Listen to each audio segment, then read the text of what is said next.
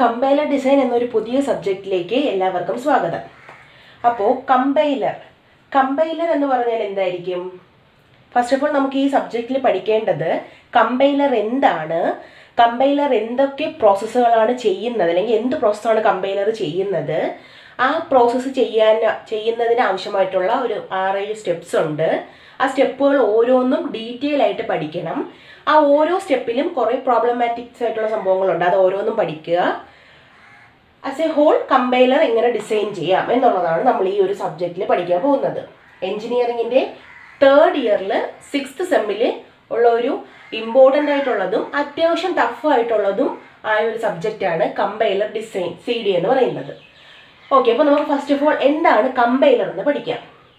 Compiler is a program that reads source program and translate it into target program. അതായത് source പ്രോഗ്രാമിനെ read ചെയ്തിട്ട് ആ source പ്രോഗ്രാമിനെ target പ്രോഗ്രാമായിട്ട് മാറ്റുന്ന ഒരു പ്രോഗ്രാം അല്ലെങ്കിൽ ഒരു സോഫ്റ്റ്വെയറിനെയാണ് കമ്പൈലർ എന്ന് പറയുന്നത്. അപ്പം എന്തായിരിക്കും ഈ സോഴ്സ് പ്രോഗ്രാം, എന്തായിരിക്കും ടാർഗറ്റ് പ്രോഗ്രാം, എന്തിനായിരിക്കും സോഴ്സിനെ ടാർഗറ്റ് ആയിട്ട് കൺവേർട്ട് ചെയ്യുന്നത്? ഇങ്ങനെ ഒരു 3 ക്വസ്റ്റ്യൻ നിങ്ങളുടെ മൈൻഡിൽ വന്നു കാണത്തില്ലേ? എന്താണ് സോഴ്സ് പ്രോഗ്രാം, എന്താണ് ടാർഗറ്റ് പ്രോഗ്രാം, എന്തിനാണ് ഈ സോഴ്സിനെ ടാർഗറ്റ് ആയിട്ട് കമ്പൈലർ കൺവേർട്ട് ചെയ്യുന്നത്? ഓക്കെ, അപ്പോൾ താഴെ ഒരു ഫിഗർ വരച്ചിട്ടുണ്ട്. കമ്പൈലറെ കുറിച്ച് എക്സ്പ്ലെയിൻ ചെയ്യുമ്പോൾ ഈ ഫിഗർ മസ്റ്റ് ആണ്. അപ്പോൾ സോഴ്സ് പ്രോഗ്രാമിനെ കമ്പൈലർ എന്ത് ചെയ്യുന്നതാണ് പറഞ്ഞിരിക്കുന്നത്? സോഴ്സ് പ്രോഗ്രാമിനെ കമ്പൈലർ വാങ്ങി റീഡ് ചെയ്തിട്ട് അതിനെ ടാർഗറ്റ് പ്രോഗ്രാമായിട്ട് കൺവേർട്ട് ചെയ്യും. ഇതാണ് ബേസിക്കലി കമ്പൈലറിനുള്ളിൽ നടക്കുന്നത്. കമ്പൈലർ എന്ന് പറഞ്ഞാൽ it is a software or a set of program, അല്ലെങ്കിൽ പ്രോഗ്രാം, അങ്ങനെ എന്ത് വേണമെങ്കിലും വൺ വേർഡിൽ പറയും. പ്രോഗ്രാം എന്ന് പറയാം, സോഫ്റ്റ്വെയർ എന്ന് പറയാം, സെറ്റ് ഓഫ് പ്രോഗ്രാം എന്നും പറയാം. ഇതെന്ത് ചെയ്യുന്നു? സോഴ്സ് പ്രോഗ്രാമിനെ ടാർഗറ്റ് പ്രോഗ്രാമായി കൺവേർട്ട് ചെയ്യുന്നു. അപ്പോൾ നമ്മളിപ്പോൾ സിമ്പിളായിട്ടൊരു എക്സാമ്പിൾ പറഞ്ഞാൽ, കമ്പ്യൂട്ടർ സയൻസ് IT ഒക്കെ പഠിച്ചവരാണെങ്കിൽ സ്വാഭാവികമായിട്ട് നിങ്ങൾ സിയോ ജാവയോ C++ അങ്ങനെ ഏതെങ്കിലും ഒരു ലാംഗ്വേജെങ്കിലും കമ്പൽസറി ആയിട്ട് പഠിച്ച് കാണും. അപ്പോൾ നമ്മളിപ്പോൾ C++ ലാംഗ്വേജ് എടുക്കുകയാണെങ്കിൽ നമ്മൾ അത് പഠിക്കുമ്പോൾ ഫസ്റ്റ് തന്നെ പഠിക്കുന്ന ഒരു പോയിന്റ് എന്താണ്? C ഓർ C++ അല്ലെങ്കിൽ ജാവ, ഇതെല്ലാം തന്നെ ഹൈ ലെവൽ ലാംഗ്വേജുകളാണെന്ന് പഠിച്ചിട്ടുണ്ട്.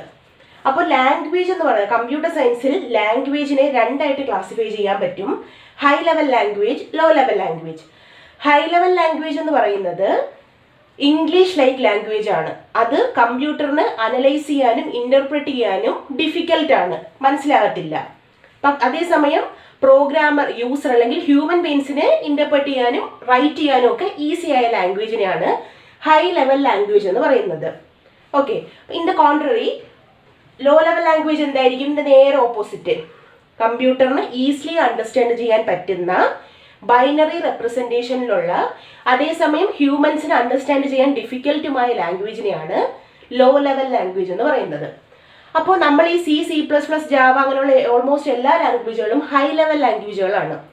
അപ്പോൾ നമ്മൾ, അതായത് യൂസർ അല്ലെങ്കിൽ പ്രോഗ്രാമർ, ഒരു ഹൈ ലെവൽ ലാംഗ്വേജിൽ പ്രോഗ്രാം എഴുതി 2 നമ്പറിന്റെ സമ്മ കണ്ടുപിടിക്കാനോ അല്ലെങ്കിൽ എന്തെങ്കിലും ഒരു ഇഫ് വൈൽ അങ്ങനത്തെ കൺട്രോൾ സ്റ്റേറ്റ്മെന്റ്സ് ഒക്കെ യൂസ് ചെയ്തിട്ടോ ഒരു പ്രോഗ്രാം എഴുതി, അല്ലെങ്കിൽ എന്തെങ്കിലും ഒരു സോഫ്റ്റ്വെയർ ഡെവലപ്പ് ചെയ്യാനോ എന്ത് ടൈപ്പിലുള്ള പ്രോഗ്രാം ആയിക്കോട്ടെ, ഒരു ഹൈ ലെവൽ ലാംഗ്വേജിൽ എഴുതിയ പ്രോഗ്രാം നമ്മൾ എന്ത് ചെയ്യുന്നു? ഒരു സോഫ്റ്റ്വെയർ യൂസ് ചെയ്ത് റൺ ചെയ്ത് കമ്പ്യൂട്ടറിലേക്ക് നമ്മളത് കൊടുക്കുന്നു.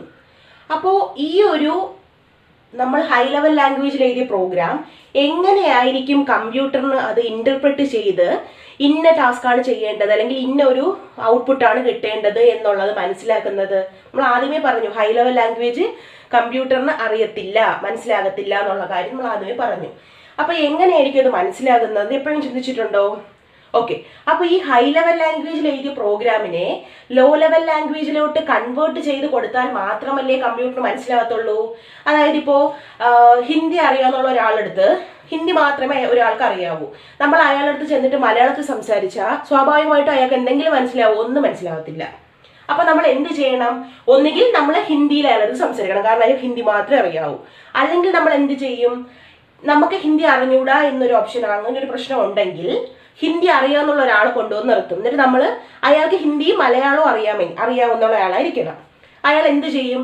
നമ്മൾ പറയുന്ന മലയാളം കേട്ടിട്ട് അതിനെ ഹിന്ദിയിലോട്ട് ട്രാൻസ്ലേറ്റ്, ആ വേർഡ് ശ്രദ്ധിക്കുക, ട്രാൻസ്ലേറ്റ് ചെയ്ത് ആ ഹിന്ദി മാത്രം അറിയാവുന്ന ആൾക്ക് പറഞ്ഞു കൊടുക്കും, അല്ലേ? അങ്ങനെ ഒരു ട്രാൻസ്ലേറ്ററിന്റെ സഹായം യൂസ് ചെയ്യത്തില്ലേ? അപ്പോൾ എന്തിനാണ് അങ്ങനെ ചെയ്യുന്നത്? കാരണം അയാൾക്ക് മലയാളം അറിയത്തില്ല, നമുക്ക് ഹിന്ദിയിൽ പറഞ്ഞു കൊടുക്കാനും അറിയത്തില്ല. അപ്പോൾ സ്വാഭാവികമായിട്ട് ഇടയ്ക്ക് എന്ത് വേണം? ഒരു ട്രാൻസ്ലേഷന് സഹായം വേണം. അതുപോലെ തന്നെ ഒരു ഹൈ ലെവൽ ലാംഗ്വേജിൽ എഴുതിയ പ്രോഗ്രാമിനെ ലോ ലെവൽ ലാംഗ്വേജിലോട്ട് കൺവേർട്ട് ചെയ്യാൻ, അല്ലെങ്കിൽ കുറച്ചും കൂടെ വേറൊരു ഡെഫിനിഷനിൽ പറഞ്ഞാൽ സോഴ്സ് പ്രോഗ്രാമിനെ ടാർഗറ്റ് പ്രോഗ്രാമായിട്ട് കൺവേർട്ട് ചെയ്യാൻ അല്ലെങ്കിൽ ട്രാൻസ്ലേറ്റ് ചെയ്യാൻ, ട്രാൻസ്ലേഷനാണ് എക്സാക്ട് വേർഡ്, ട്രാൻസ്ലേറ്റ് ചെയ്യാൻ ആവശ്യമായ ഒരു പ്രോഗ്രാം അല്ലെങ്കിൽ ഒരു സോഫ്റ്റ്വെയർ അല്ലെങ്കിൽ സെറ്റ് ഓഫ് പ്രോഗ്രാം, അതിനെയാണ് കമ്പൈലർ എന്ന് പറയുന്നത്. അപ്പോൾ കമ്പൈലർ എന്താണെന്ന് മനസ്സിലായെന്ന് വിശ്വസിക്കുന്നു. അപ്പോൾ സോഴ്സ് പ്രോഗ്രാം എന്ന് വെച്ചാൽ എന്താണെന്ന് മനസ്സിലായി കാണും. C++, ജാവ അങ്ങനെ ഏതെങ്കിലും ഒരു ഹൈ ലെവൽ ലാംഗ്വേജിലൊക്കെ എഴുതിയ അത്തരത്തിലുള്ള പ്രോഗ്രാമുകളെയാണ് സോഴ്സ് പ്രോഗ്രാം എന്ന് പറയുന്നത്. അപ്പോൾ സോഴ്സ് പ്രോഗ്രാമിംഗ് ലാംഗ്വേജ് എന്തായിരിക്കും? എക്സാമ്പിൾ പറഞ്ഞാൽ നമ്മളിപ്പോൾ യൂസർ എഴുതുന്ന, ഹ്യൂമൻസ് എഴുതുന്ന പ്രോഗ്രാം C++, ജാവ, പൈത്തൺ ഇങ്ങനെയുള്ള ലാംഗ്വേജിലൊക്കെ എഴുതുന്ന പ്രോഗ്രാംസിനെയാണ് സോഴ്സ് പ്രോഗ്രാമിംഗ് ലാംഗ്വേജ് എന്ന് പറയുന്നത്.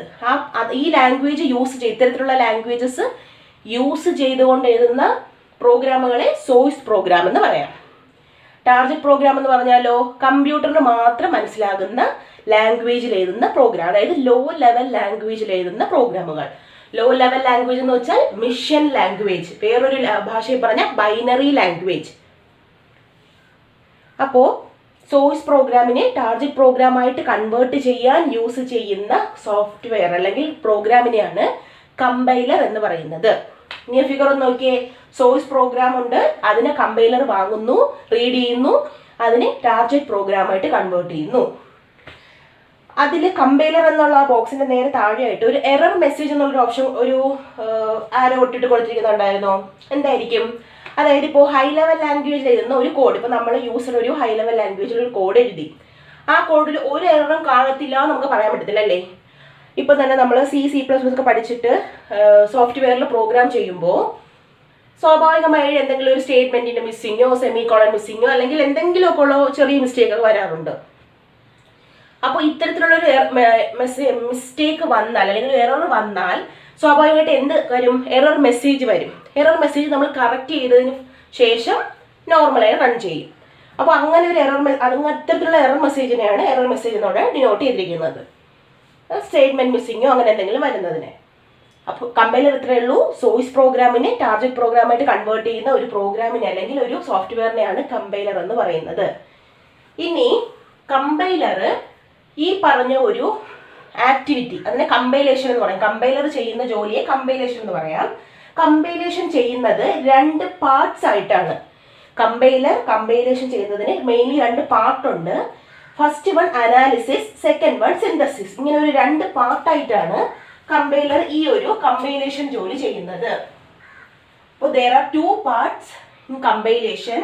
First one analysis, second one synthesis. അതാണ് അടുത്ത് നമുക്ക് പഠിക്കാനുള്ളത്. അനാലിസിസ് എന്താണ്, സിന്തസിസ് എന്താണെന്നുള്ളത്.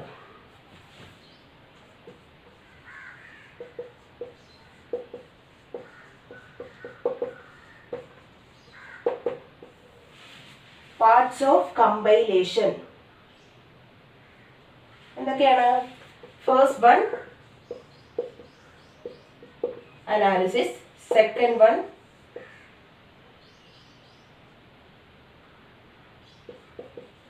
സിന്തസിസ്. അപ്പോൾ ഈ 2 പാർട്സ് 2 സ്റ്റെപ്പായിട്ടാണ് കമ്പൈലേഷൻ കംപ്ലീറ്റ് ആകുന്നത്. മെയിനായിട്ട് ഈ 2 സ്റ്റെപ്പ്, ഇതിനുള്ളിൽ ഒരുപാട് കാറ്റഗറീസ് വരും. മൊത്തത്തിൽ നമുക്ക് 6 സ്റ്റെപ്പ് വരുന്നുണ്ട്. അപ്പോൾ 2 പാർട്സ് ആയിട്ട് നമുക്ക് അതിനെ ഡിവൈഡ് ചെയ്യാം. ഈ കമ്പൈലേഷൻ പ്രോസസ്സിനെ അനാലിസിസ് എന്നും സിന്തസിസ് എന്നും പറയാം. ഇനി അനാലിസിസ് എന്തായിരിക്കും? Analysis part actually breaks up the source program into constituent pieces and creates an intermediate representation of the source program. ഒന്നുകൂടെ പറയാം. Analysis part breaks up the source program. Analysis part എന്ത് ചെയ്യുന്നു? നമ്മൾ ഇൻപുട്ടായിട്ട് കൊടുക്കുന്ന സോഴ്സ് പ്രോഗ്രാമിനെ ചെറിയ ചെറിയ പാർട്ടുകളായിട്ട് ബ്രേക്ക് ചെയ്യുന്നു. എന്തിനു വേണ്ടിയിട്ടായിരിക്കും ബ്രേക്ക് ചെയ്യുന്നത്? ആസ് എ ഹോൾ ഒരു പ്രോഗ്രാമിനെ കമ്പൈൽ ചെയ്ത് വേറൊരു സോഴ്സ് ടാർഗറ്റ് കോഡായിട്ട് മാറ്റുന്നതിനെ കാട്ടി ബ്രേക്ക്, അതായത് ഇപ്പോൾ നമുക്കൊരു വലിയൊരു ടാസ്ക് നമുക്ക് കിട്ടി. ഒറ്റയ്ക്ക് ആ വലിയ ടാസ്ക് ഒരുമിച്ച് ചെയ്ത് തീർക്കുന്നതാണോ, ചെറിയ ചെറിയ പാർട്ടായിട്ട് ഡിവൈഡ് ചെയ്ത് ഓരോ പാർട്ടും സോൾവ് ചെയ്യുന്നതായിരിക്കും എളുപ്പം? സ്വാഭാവികമായിട്ടും ചെറിയ പാർട്ടായിട്ട് ഡിവൈഡ് ചെയ്ത് ഓരോ പാർട്ട് ബൈ പാർട്ടായിട്ട് സോൾവ് ചെയ്യുന്നതായിരിക്കും എളുപ്പം. അതാണ് കുറച്ചും കൂടെ പ്രോബ്ലം മനസ്സിലാക്കാനും പ്രോബ്ലത്തിന്റെ സൊല്യൂഷൻ കണ്ടുപിടിക്കാനും സോൾവ് ചെയ്യാനും ഒക്കെ എളുപ്പം. അപ്പം അതുപോലെ തന്നെ അപ്പം അത്തരത്തിലൊരു അപ്രോച്ചിന് വേണ്ടിയിട്ട് അനാലിസിസ് പാർട്ടിൽ ചെയ്യുന്നത് സോഴ്സ് പ്രോഗ്രാമിനെ ചെറിയ പീസായിട്ട് ബ്രേക്ക് ചെയ്യുന്നു. ബ്രേക്ക് ചെയ്തിട്ട് എന്ത് ചെയ്യും? It creates an intermediate representation of the source programme. Source പ്രോഗ്രാമിനെ നമ്മൾ സോഴ്സ് പ്രോഗ്രാം ഏതെങ്കിലും ഒരു ഹൈ ലെവൽ ലാംഗ്വേജിൽ എഴുതിയ പ്രോഗ്രാം ആയിരിക്കും. അത്തരത്തിലുള്ള സോഴ്സ് പ്രോഗ്രാമിനെ ഒരു ഇന്റർമീഡിയറ്റ് റെപ്രസെന്റേഷൻ ഉദ്ദേശിച്ചത് ടാർഗറ്റ് പ്രോഗ്രാമായിട്ട് കൺവേർട്ട് ചെയ്യത്തില്ല എൻറ്റയർലി. പകരം സോഴ്സിനും ടാർഗറ്റിനും ഇടയ്ക്കുള്ള ഒരു റെപ്രസെന്റേഷൻ, അതാണ് ഇന്റർമീഡിയറ്റ് റെപ്രസെന്റേഷൻ എന്ന് പറയുന്നത്. അപ്പോൾ ഒരു ഇന്റർമീഡിയറ്റ് റെപ്രസെന്റേഷനിലേക്ക് കൊണ്ടെത്തിക്കുന്നു.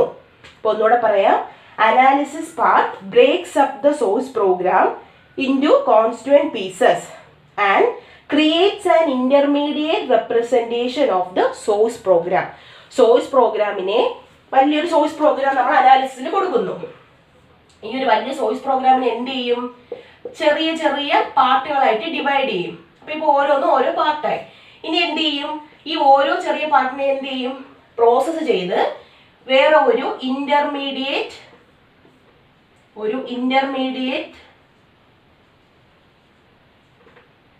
കോഡായിട്ട് കൺവേർട്ട് ചെയ്യുന്നു. ഇന്റർമീഡിയറ്റ് കോഡ് എന്ന് ഉദ്ദേശിച്ചിരിക്കുന്നത് സോഴ്സ് കോഡും അല്ല ടാർഗറ്റ് കോഡും അല്ല, രണ്ടിനും ഇടയ്ക്കുള്ള ഒരു കോഡായിട്ട്. അനാലിസിസിൽ ചെയ്യുന്നത് നമ്മൾ കൊടുക്കുന്ന സോഴ്സ് പ്രോഗ്രാമിനെ ചെറിയ പീസ് അല്ലെങ്കിൽ പാർട്ടുകളായി ഡിവൈഡ് ചെയ്യുന്നു. ആ ചെറിയ പീസുകളെ എല്ലാം ഇന്റർമീഡിയറ്റ് റെപ്രസെന്റേഷനിൽ ഇന്റർമീഡിയറ്റ് കോഡായിട്ട് അല്ലെങ്കിൽ ഇന്റർമീഡിയറ്റ് ആയിട്ടുള്ള ഒരു റെപ്രസെന്റേഷൻ അതിന് ക്രിയേറ്റ് ചെയ്യുന്നു. ഇത്രയാണ് അനാലിസിസിൽ വരുന്നത്. ഇനി നെക്സ്റ്റ് രണ്ടാമത്തെ പാർട്ട് എന്ന് പറയുന്നത് സിന്തസിസ് ആണ്. സിന്തസിസ് പാർട്ട് ആക്ച്വലി എന്ത് ചെയ്യുന്നു എന്ന് വെച്ചാൽ it construct a desired target program from the intermediate representation.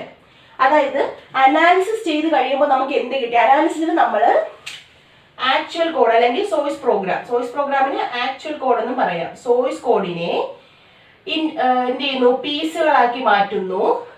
ആ പീസിനെ അതെല്ലാത്തിനെയും കൺവേർട്ട് ചെയ്ത് ഒരു ഇന്റർമീഡിയറ്റ് കോഡാക്കി മാറ്റും. ഇനി സിന്തസിസിൽ എന്ത് ചെയ്യും? ഈ ഒരു ഇന്റർമീഡിയറ്റ് കോഡ്, നമ്മുടെ കയ്യിൽ ഒരു ഇന്റർമീഡിയറ്റ് കോഡ് ഉണ്ട്. ആ ഇന്റർമീഡിയറ്റ് കോഡ് നമുക്ക് എവിടെ നിന്ന് കിട്ടിയതാണ്? തൊട്ട് മുന്നേയുള്ള അനാലിസിസ് സ്റ്റെപ്പ് കിട്ടിയതാണ്. ഈ ഇന്റർമീഡിയറ്റ് കോഡിനെ കൺവേർട്ട് ചെയ്ത് നമ്മുടെ ടാർഗറ്റ് കോഡ്, ഫൈനലായിട്ട് നമുക്ക് എന്ത് കോഡാണോ കിട്ടേണ്ടത് ആ ഒരു ടാർഗറ്റ് കോഡ് അല്ലെങ്കിൽ ടാർഗറ്റ് പ്രോഗ്രാമിന്റെ രൂപത്തിലാക്കി മാറ്റുന്നു. അപ്പൊ നമ്മൾ ആക്ച്വലി ഇവിടെ എന്താണ് ചെയ്തത്? സോഴ്സ് കോഡിനെ ഫൈനലി എന്ത് ചെയ്തു? ടാർഗറ്റ് കോഡായിട്ട് കൺവേർട്ട് ചെയ്തു. അപ്പൊ ഇതെന്ന് പറയുന്നത് സോഴ്സ് കോഡിനെ ടാർഗറ്റ് കോഡായിട്ട് കൺവേർട്ട് ചെയ്യുന്നത് എന്തിന്റെ പ്രോസസ് ആണെന്ന് പറഞ്ഞു? കമ്പൈലറിന്റെ. അപ്പൊ ആക്ച്വലി കമ്പൈലേഷൻ തന്നെയല്ലേ ഇവിടെ നടന്നത്? അനാലിസിസ് സ്റ്റെപ്പിലൂടെ കമ്പൈലേഷൻ തന്നെയാണ് ഇവിടെ സംഭവിച്ചത്. അപ്പോൾ സിന്തസിസ് സ്റ്റെപ്പിൽ നടക്കുന്ന എത്രയേ ഉള്ളൂ? അനാലിസിസ് സ്റ്റെപ്പിൽ കിട്ടിയ ഇന്റർമീഡിയറ്റ് കോഡിനെ ടാർഗറ്റ് കോഡായിട്ട് കൺവേർട്ട് ചെയ്യുന്നു. പസേ ഹോൾ ഒന്നുകൂടെ പറയാം. കമ്പൈലർ എന്ന് വെച്ചാൽ സോഴ്സ് കോഡിനെ ടാർഗറ്റ് കോഡായിട്ട് കൺവേർട്ട് ചെയ്യുന്ന അല്ലെങ്കിൽ സോഴ്സ് കോഡിൽ എഴുതിയ പ്രോഗ്രാമിനെ ടാർഗറ്റ് ലാംഗ്വേജിൽ എഴുതിയ കോഡാക്കി മാറ്റുന്ന ഒരു പ്രോഗ്രാമോ സോഫ്റ്റ്വെയറോ ആണ്. ബേസിക്കലി ഇത് രണ്ട് സ്റ്റെപ്പിലൂടെയാണ് സംഭവിക്കുന്നത്. Analysis part breaks up the source program into constituent pieces and creates an intermediate representation of the source program. While synthesis എന്താണ് ചെയ്യുന്നത്? While synthesis part construct the desired target program from the intermediate representation. അനാലിസിസിലെ source കോഡിനെ ചെറിയ ചെറിയ പീസുകളായിട്ട് constituent പീസുകളായിട്ട് convert ചെയ്ത് അതിനെ intermediate കോഡായിട്ട് translate ചെയ്ത് വെക്കുന്നു, റെപ്രസെന്റ് ചെയ്ത് വെക്കുന്നു. സിന്തസിസ് പാർട്ടിൽ ഈ ഇന്റർമീഡിയറ്റ് കോഡിനെ ടാർഗറ്റ് കോഡായിട്ട് കൺവേർട്ട് ചെയ്യുന്നു. അപ്പൊ ഇത്രയുമാണ് കമ്പൈലർ എന്താണ്, കമ്പൈലറിന്റെ മെയിൻ രണ്ട് പാർട്ട് ഏതാണ്, അതിന്റെ എക്സ്പ്ലനേഷൻ. ഓക്കെ, അപ്പോൾ നമ്മൾ ഇന്ന് ഈ ഒരു വീഡിയോയിൽ എക്സ്പ്ലെയിൻ ചെയ്തത് കമ്പൈലർ എന്താണ്, ഡിഫറെൻറ്റ് പാർട്സ് ഓഫ് കമ്പൈലേഷൻ, അതിൻ്റെ ഒരു ബേസിക് ഫിഗർ ഇത്രയുമാണ്. ഇത്രയും പോർഷൻ എല്ലാവർക്കും മനസ്സിലായെന്ന് വിശ്വസിക്കുന്നു. ഇഷ്ടപ്പെട്ടവർ ലൈക്ക് ചെയ്യുക. കൂടുതൽ കമ്പൈലറിൻ്റെയും ഇൻട്രൊഡക്ഷൻ ടു സി പ്രോഗ്രാമിൻ്റെയൊക്കെ വീഡിയോസിനായിട്ട് ലൈക്ക് ചെയ്ത് സബ്സ്ക്രൈബ് ചെയ്യുക. എന്തെങ്കിലും ഡൗട്ട് ഉള്ളവർ ഡിസ്ക്രിപ്ഷൻ ബോക്സിൽ മെയിൽ ID ഉണ്ട്, അതിലോട്ട് ഡൗട്ട് ചോദിക്കാം, അല്ലെങ്കിൽ കമൻറ്റ് സെക്ഷൻ മെൻഷൻ ചെയ്താൽ മതി. Thank you.